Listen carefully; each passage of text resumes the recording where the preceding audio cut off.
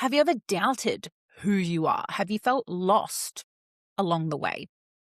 Right? You're trying to navigate your way through life.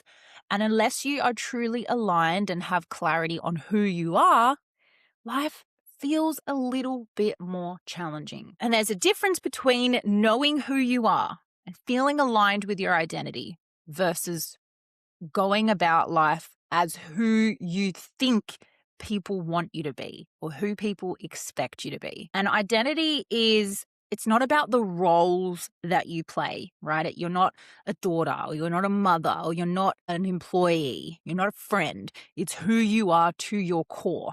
Because we all know if those hats or those identities are taken away from us, then we lose sight of ourselves and our lives. We often hear about motherhood. They lose their identity because they feel like who they are as a person is just a mother. And they're like, well, who am I outside of this box that people put me in? And I know for some of you, you're like, I love that my whole identity is being a mother. And good for you guys. But in general, identity comes from who you are as a person, as your core, your values, your personality, your belief systems. How do you show up in the world as you? Knowing your identity and who you are, it's the foundation for you to make decisions, build relationships, set those boundaries, go for your goals, and ultimately just how you show up and how you live your life.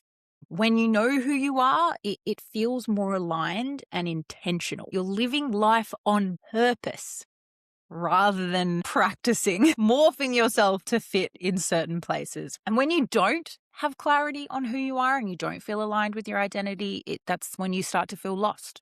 That's when you're easily influenced by other people, other situations, or people pleasing comes up. We're constantly seeking approval or we're constantly seeking guidance, even as an adult. I don't know who I am. I need you to tell me what I should do, what I should say, how I should behave.